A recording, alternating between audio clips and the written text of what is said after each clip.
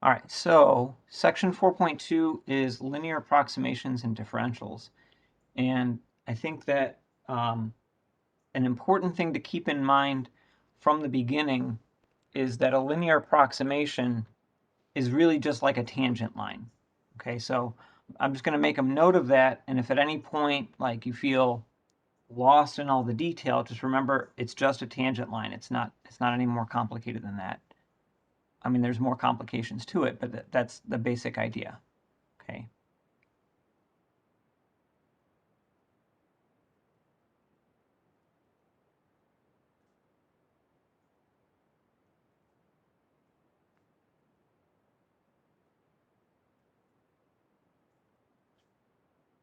All right, now if that makes it seem really basic, linear approximations are one of the most important things that we can do in calculus in terms of what's useful in real life.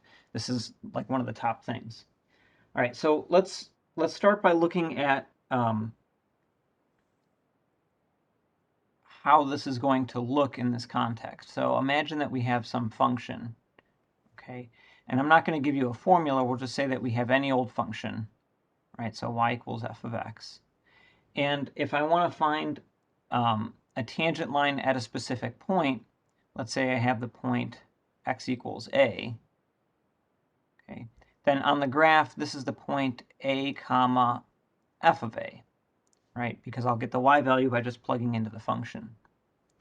And I can find the slope of the tangent line by plugging into the derivative. So if I want to try drawing in my tangent line here, okay, that tangent line is going to have the slope given by the derivative. So we'll take the derivative of f prime and then plug in the x value a. So f prime of a is the slope.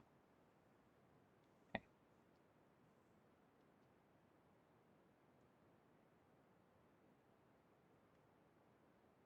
So the tangent line to y equals f of x at x equals a has slope m equals f prime of a and goes through the point a comma f of a. So the equation is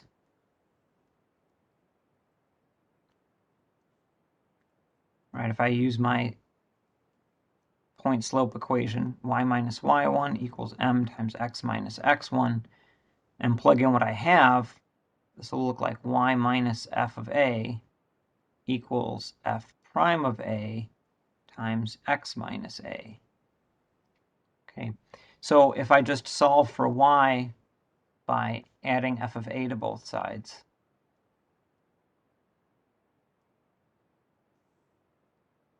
this will look like y equals f of a plus f prime of a times x minus a. So this is the equation of the tangent line. And what we're going to do is we're going to say, all right, that gives us a linear approximation. Okay, so we're gonna call this thing a linear approximation.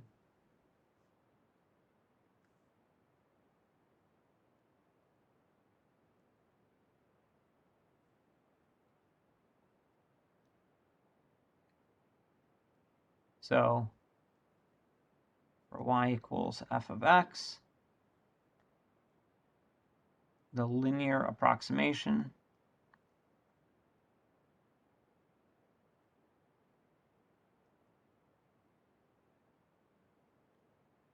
okay, or sometimes we call this the linearization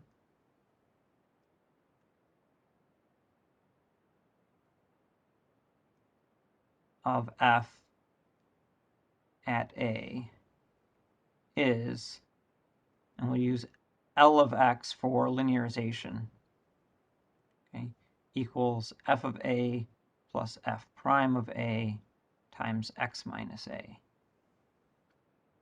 Okay, now, when I said at the beginning that it's helpful to just remember this is just a tangent line, you don't really need to memorize this as a new formula because the way that we got this was just finding the equation of the tangent line. So you can always just think, oh yeah, linear approximation, that linearization is just the equation of the tangent line. It's not a new formula. All right.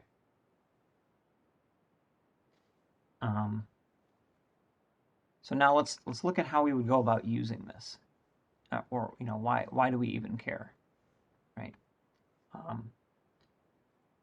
So what I want to do is look at this from another angle. Let's suppose that we have a function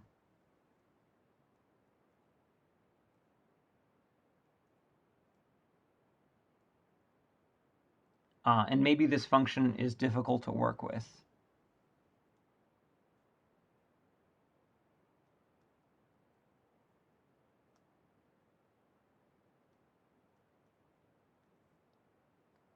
Okay. And when I say work with, I mean like evaluating it at certain points. Okay. So maybe it is difficult to evaluate some points, but easy to evaluate others.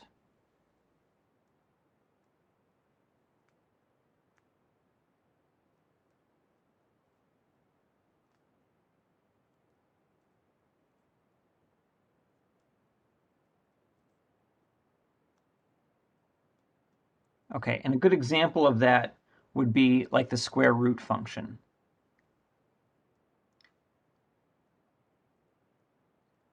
The square root of 9 is very easy, and the square root of 10 is very difficult to figure, to evaluate. Okay. Or maybe we'll use, yeah. So, so f of 9, oops, that looks like an A. F of 9 is the square root of 9, which is exactly 3. And f of 10 is the square root of 10. And if we're happy with just writing square root of 10, then that's fine. But otherwise, this is kind of difficult to, compute, right? If I want to write as a decimal, the decimal never ends. And if I asked you, okay, how would you compute the decimal places, right? You might feel like you don't even know where to start. Okay, all right. So this one is easy, and this one is hard. All right, if I look at what's going on a graph, I have my square root function. Just draw it in by hand. Okay, and here at 9, I get exactly 3. And that means that if I wanted to, I could create a tangent line at this point pretty easily. Okay. And the idea is that if I want to plug in 10, f of 10 is very difficult, but if I plug into the tangent line, that's really easy. If I have an equation of a line, you can always plug into an equation of a line very easily. And the gap between the two shouldn't be very much. Okay, so let me try to draw this a little bit more neatly.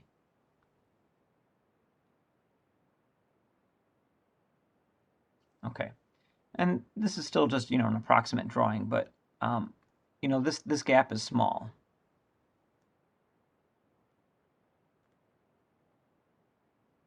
Okay, so the idea is that f of 10 is close to L of 10. Right? Plugging into the tangent line should be very close to plugging in the function, as long as we stay near that point where the tangent line was created. Okay. So let's go ahead and take a look at that, right? So let's first find linearization.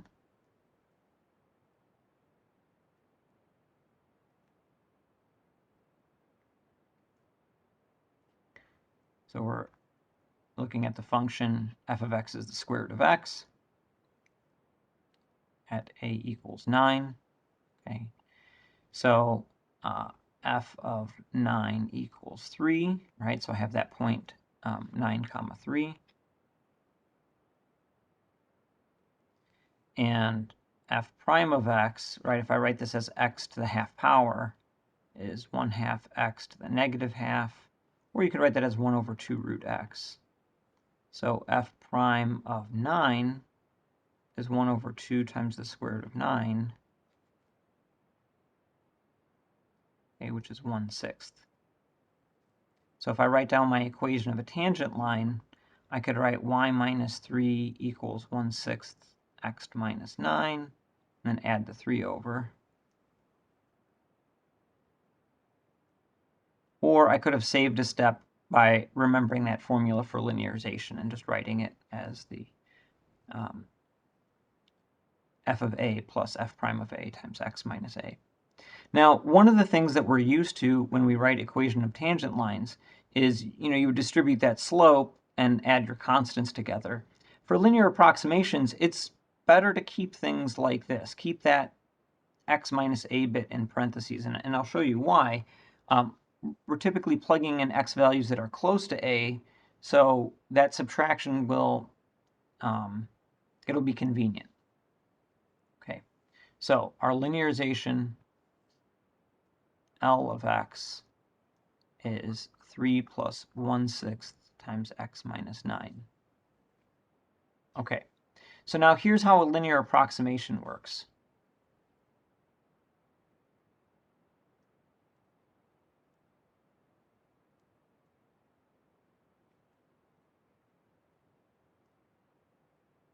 So here's my linear approximation for square root of 10.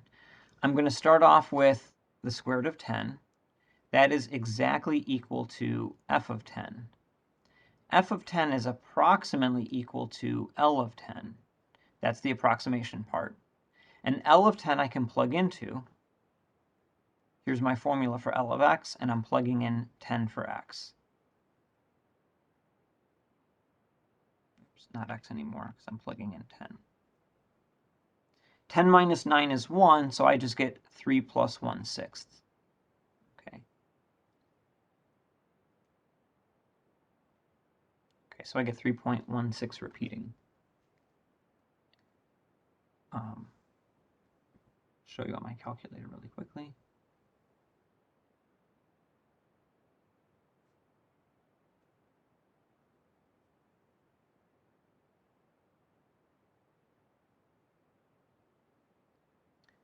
So, oops. 3 plus 1/6, right, gives me 3.16 repeating forever. If I have my calculator compute the square root of 10 using its magic, I get something that's not exactly the same, but it's pretty close, right? The first two decimals, match up, and then after that, it's not close anymore. Okay, so this gives us a process for finding an approximation, right? We can get, close to a square root, without actually computing a square root, right? Compute the easy one, and that gives us access to the hard ones nearby. And this process is actually related to how your calculator finds the square root of 10 anyway, right? So if I think of, my almighty calculator knows exactly what square root of 10 is, it's really doing a linear approximation also. But it's a little bit more advanced. So linear approximations are kind of the base level of knowledge, and then we can build on that later. And when we build on this later, we'll talk about that, and we'll talk about how does your calculator get all of these decimals of accuracy for anything you type in. Okay.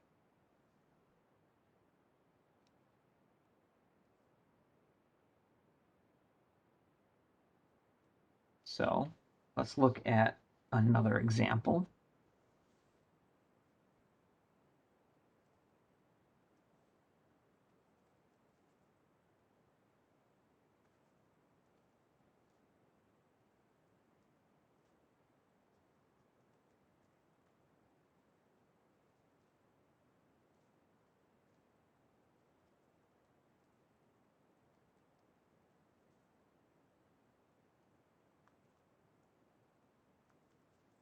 Let's use a linear approximation to approximate sine of 31 degrees. Now, there's a difficulty here that we have to be careful of. Sine of 31 degrees, that's written in degrees, and we talked in the last chapter about how when we're doing any calculus with trig functions, we like to use radians instead. So what we're going to do in this problem is first convert that into radians, and then just stick with radians for the rest of the problem. Then we don't have to worry about it. Okay. So if I write 31 degrees, that's equal to 31 times pi over 180 radians. Okay, so I have 31 pi over 180. Okay, so the sine of 31 degrees is exactly equal to the sine of 31 pi over 180 radians. Okay, and we'll continue from there. Now that I know what it is I want to plug into the sine function, we need to find a linear approximation. So let's go do that. So if f of x equals sine x, I have to create a function because I didn't actually start with one. Okay. Then f prime of x is cosine x. And in this example, I wasn't given a nearby point. I have to come up with one. And I think here it's pretty clear. A thing close to 31 degrees that's easy to compute would be sine of 30 degrees. Okay. So we're going to use a equal to 30 degrees, which is pi over 6 radians. Okay, so y is f of pi over 6, and the sine of pi over 6 is 1/2. So we get the point pi over 6, comma 1/2 as a point on our line.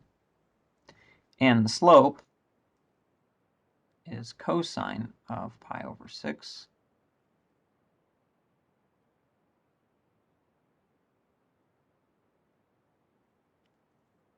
Which is root 3 over 2.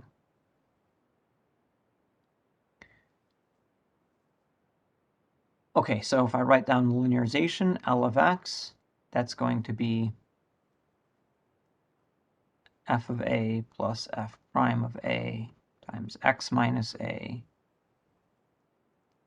F of a was 1/2.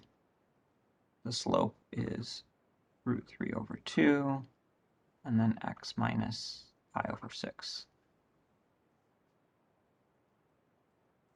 So that's our linearization.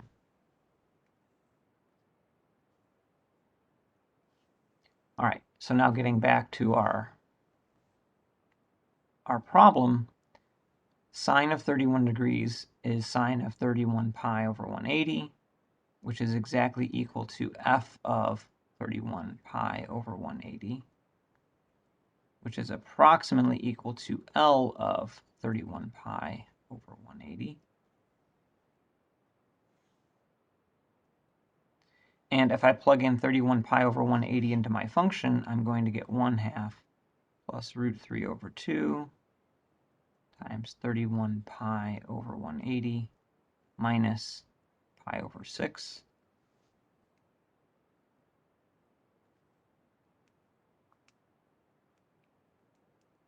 Okay. I think that here it's easiest to, convert this into, get a common denominator and subtract, because pi over 6 is just 30 pi over 180.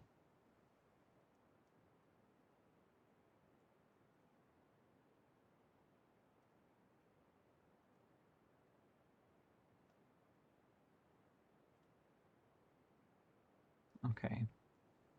So when I subtract, I'll just get pi over 180.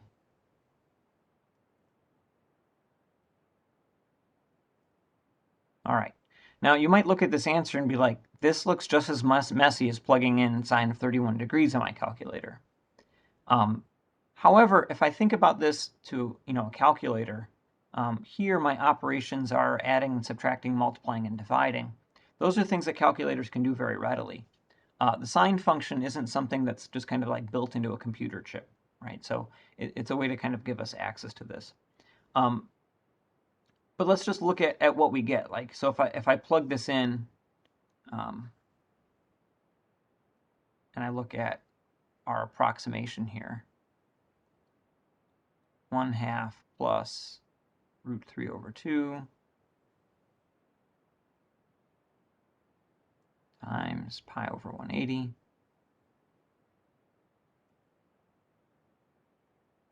All right, I get some number. If I turn my calculator into degree mode, and I take sine of 31 degrees, you can see, I don't get the exact same number. It is an approximation, but it's really close, right? Here, in this case, we're good up to 3 decimals. And on the 4th decimal, it's off by a tiny amount.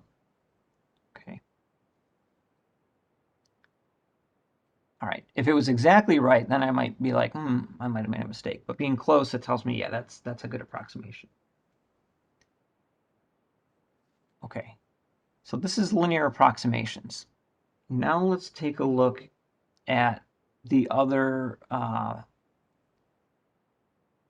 term that we had in our title to the section, differentials.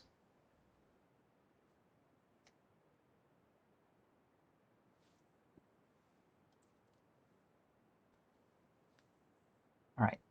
The key to differentials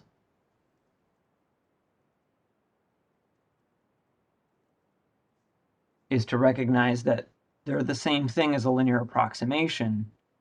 It's just some different notation and terminology.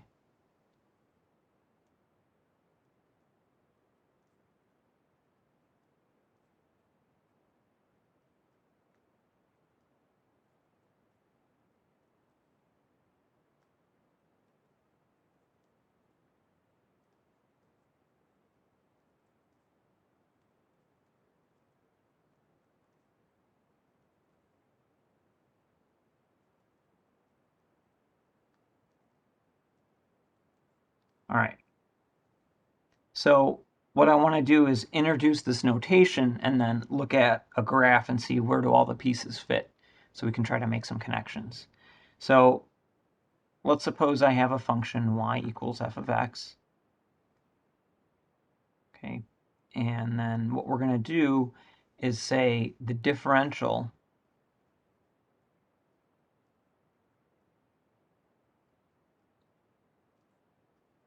dx is just a new variable. It's an independent variable.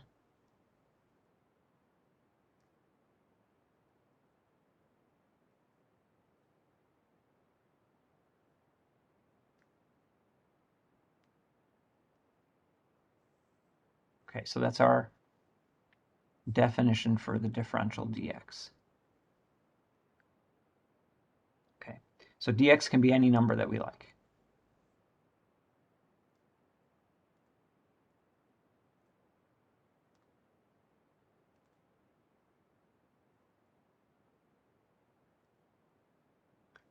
All right, now we're going to define the differential dy.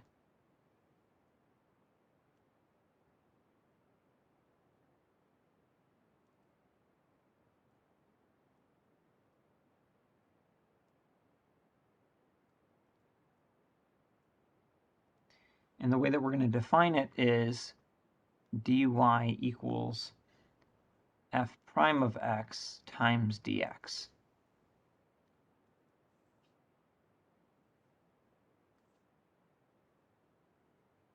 So dx, we said this is just a new variable. It can be any number.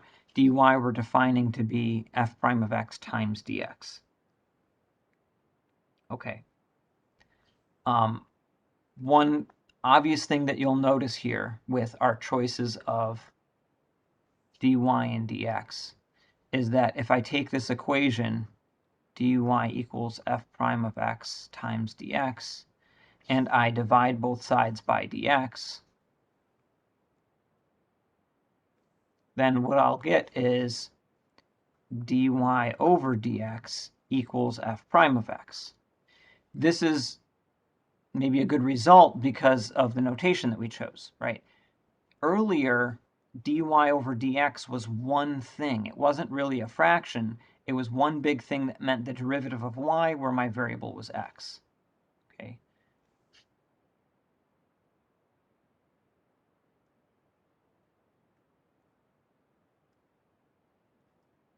So previously we used dy over dx, a single thing,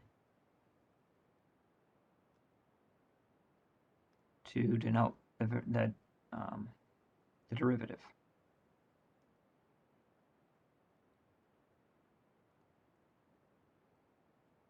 Okay. Now we are looking at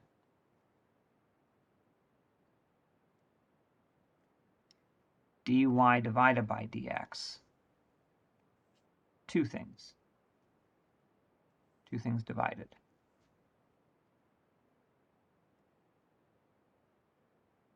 Okay, and because it's written exactly the same way, it's nice that they're exactly equal to each other. They're both equal to f prime of x. Okay, so the notation here is on purpose. It's not meant to be confusing. It goes the opposite way. What we're doing is we're defining dy and dx so that we can split this up, right? This dy over dx we can now split into two things. Okay. Let me draw a picture and hopefully illustrate what some of these pieces look like. So it doesn't look like we're just doing some, symbols gymnastics. So here I'm going to have a function, y equals f of x. And I'm going to pick an x value so that where it hits the graph will be an f of x value. Okay. And then what we can do is think of the dx as being like moving over by some amount. Okay. So if I choose to move over by a bit, let's say I have some distance going this way. This is going to be some change in x. Okay, so we'll use this delta x for a change in x. So this point would be x plus delta x. Okay, and what we're going to do is we're going to, for our purposes here, say that dx is equal to delta x. Okay, now there's two different things that I can do. I can look at this point and draw a tangent line to this point. Okay, and then I can plug in this new x value into the tangent line.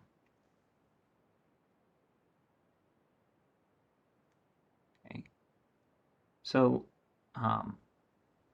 or I could plug this new value into the function. And I already know when we talked about linear approximations, what we were doing is we were plugging into the tangent line instead of the function.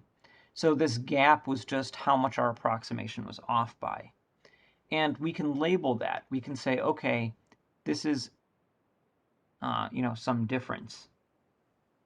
Okay, let's get to that separately in a second. What we want to do with a differential is think about starting at an x value and saying, okay, if we move over by some amount, I can either move along the function, okay, and if I move along the function, we're going to move up by some amount.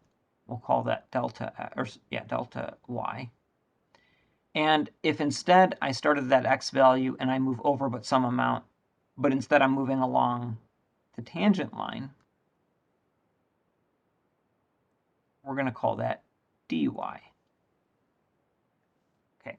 Now, the reason that this is justified is that on the tangent line, the slope of the tangent line is f prime of x. And slope is rise over run. So f prime of x is rise over run. And if I have a run or a change in x of dx,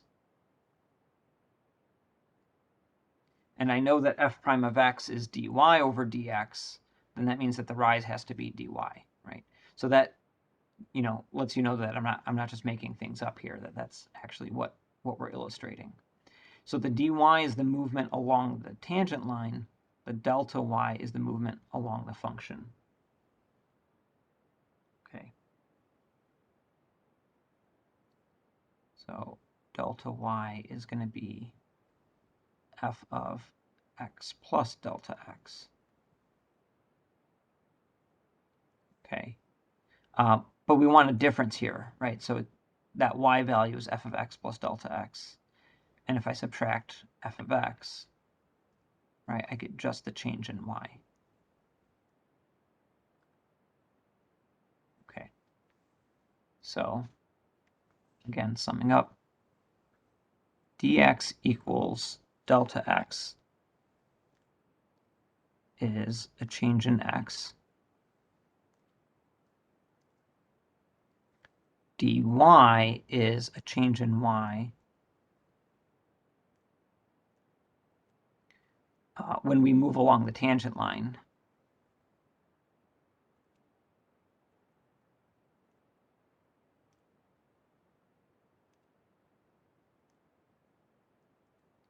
Okay, delta y is a change in y moving along the function.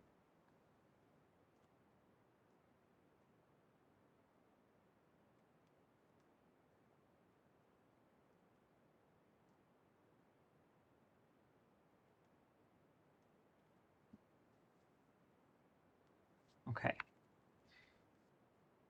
so dy is going to be really close to delta y as long as we don't go too far away. Right? The function and the tangent line are very close to one another when you stay close to that original x value, and they're not close to one another when you move far away. So dy is approximately equal to delta y when delta x is small. Okay. The difference between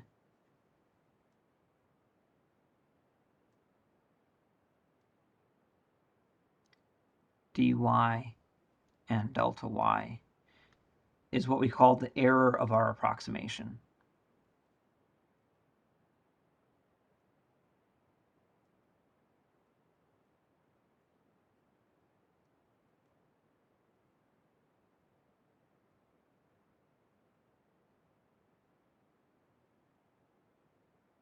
Okay, let's look at an example.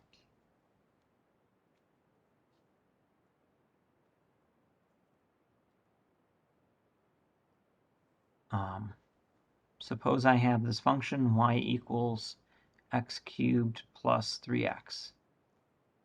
And I want to find the differential.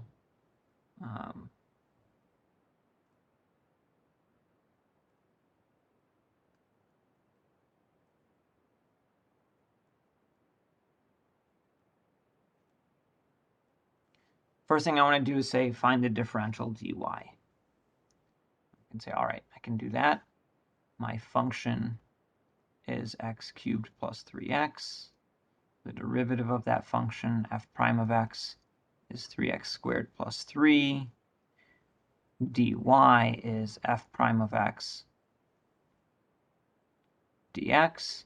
And so I just get that dy is 3x squared plus 3 times dx.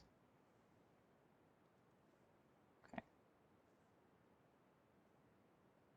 No problem. All right, now we'll go ask another question.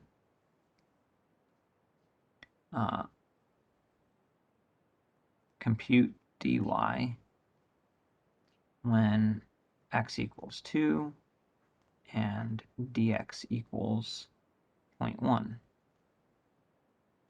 Okay. Once I have a formula for dy, then that's really easy. I could just plug in.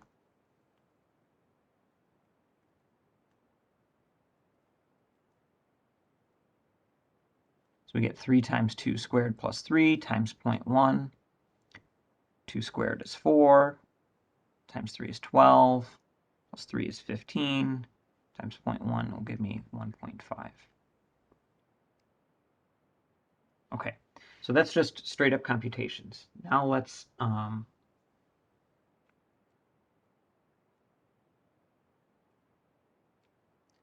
look at a problem that answers, some sort of question and requires us to use differentials. Okay.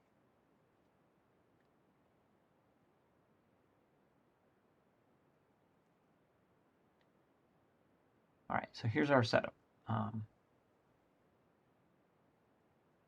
Radius of a sphere.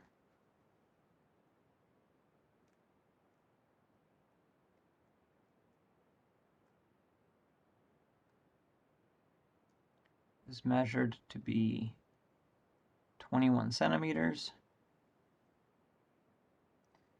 Except when you measure things in real life, it doesn't mean if it looks like 21 centimeters that it's exactly 21 centimeters, right? It depends on what tool you're using, right? So if I'm using like a measuring tape, I might be off by like a millimeter or two. If I'm using maybe, you know, lasers in a science lab, I might be off by like a nanometer or two, right? But I can never say that it's exactly that, okay? So let's suppose that we have a possible error in measurement based on how accurate our tool is.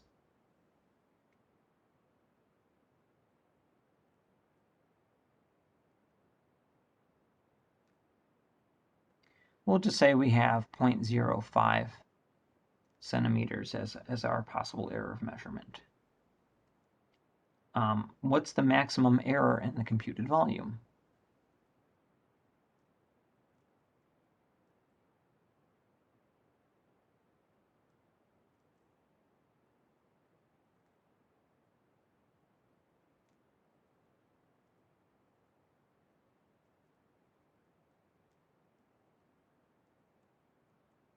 Okay, so another way to look at this, suppose you're, maybe you're designing a part and you are modeling it, maybe you're making a drawing on a computer or something like that, but you know that when you manufacture this in real life, that your instruments, right, or your machines won't always make things exactly perfectly, and you want to know how much can the possible volume fluctuate by. So maybe I need to have extra material on hand if things run a little bit big or if they run small or something like that. So what we're going to do is we're going to start by I'm looking at volume of a sphere. So let's look at our volume function. Volume of a sphere is 4/3 pi r cubed. Okay. When I measure this radius, this possible error I can think of as being a change in the radius. Okay. So what we're going to do is we're going to think of r being equal to 21, and I have a possible change in r, so dr equals the 0.05. Okay, so this is my differential.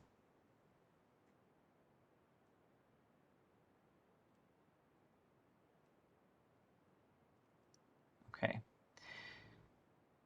If I want to look at the maximum error in the computed volume, what I can do is I can approximate that by using the differential dV.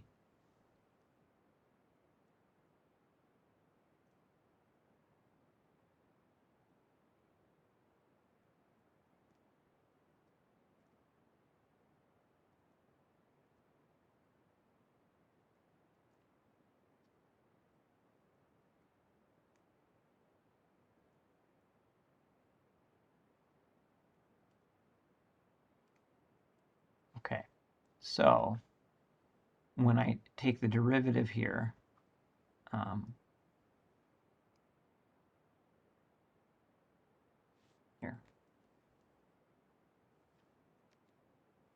if I take the derivative of both sides with respect to r, I'll have dV dr equals 4/3 pi times 3r squared. Of course, the 3's cancel. So this is my derivative dV over dr, but what we said a minute ago is you can think of the dV and the dr as being differentials, independently defined. So what I can do now is I can multiply both sides by dr. So then I get dV equals 4 pi r squared dr. Then if I want to compute that possible error that we had using dV, I'm going to plug in r is 21 and dr is 0.05. So dV equals 4 pi times 21 squared times 0.05.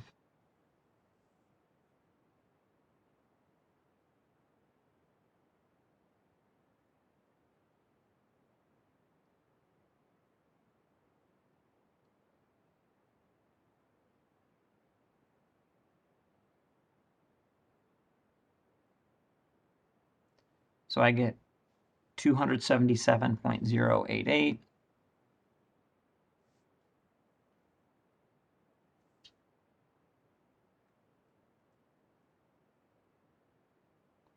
And this is a volume, so this is in cubic centimeters. Okay, so for a sphere of this size, this 0.05 centimeter change in radius will create over a 277 cubic centimeter change in volume. Okay, now I don't know if that's a little or a lot, so what we do next is we say, can I turn that into a relative amount? Okay, so let's look at something called relative error.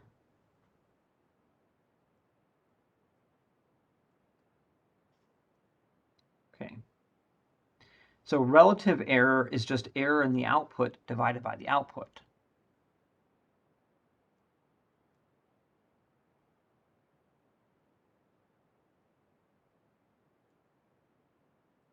Okay, in this case, our error in the output was dV, and the output that we would have would just be the volume V. Okay, so I could look at that.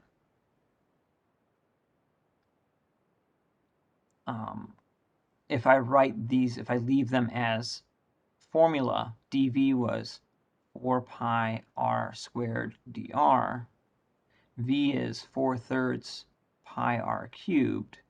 And if I just do some canceling here, the pi's cancel, a couple of the r's cancel, the 4's cancel. Dividing by 1/3 is like multiplying by 3. So I end up with 3 times dr over r. Okay, so when we have r is 21 and dr is 0.05, our relative error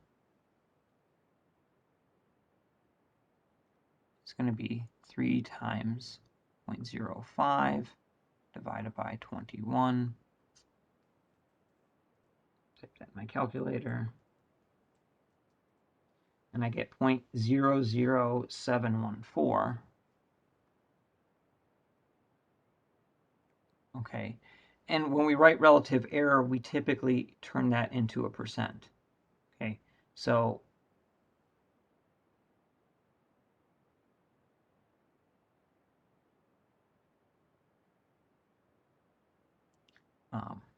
this would be point, right? So it would be 0.714% error. Okay, so I can say, all right, if I'm looking at this machine or that I'm manufacturing or whatever it happens to be, and I have this possible error in measuring its radius of 0.05 centimeters, then my computed volume can be off by 0.714%. Okay, and that gives us a way to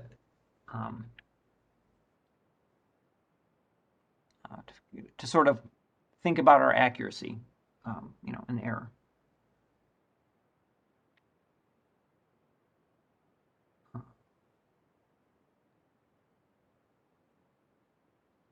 Okay, so that's differentials. The thing about differentials, if ever you get overly confused, if all of this starts to seem like it's too much, remember when I'm computing something, right, this differential is just exactly the same as a linear approximation, which are just tangent lines. That's all we're doing is we're looking at tangent lines. The reason that we look at differentials and introduce this new notation is to be able to break up this dy over dx. And this is going to be a really important feature in Chapter 5, and being able to break apart derivatives and be able to look at the process backwards and talk about antiderivatives and integration. Okay, so there's a reason why we do this, and it's not just to make things look more complicated. But in the meantime, if you're looking at a problem and it seems complicated, just remember all we're doing is we're saying we're going to use a tangent line to do an approximation.